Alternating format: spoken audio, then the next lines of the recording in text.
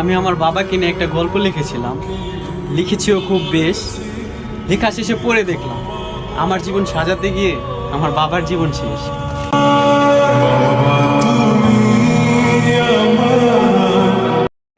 ভাবি বেঙ্গলাইছি মেলা তাকাইছি এখন বিদায় দেয়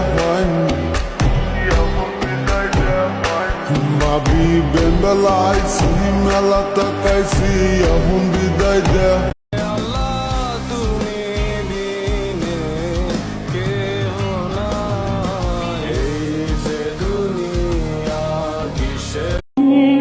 আমি কেন বলবো তাকে আমার সাথে কথা বলতে? সে কি জানে না তাকে ছাড়া আমার চলে না? পৃথিবীর ইতিহাসে এই প্রথম রাজাকাররা দেশ স্বাধীন করলো আর দেশপ্রেমিকরা পালিয়ে গেল।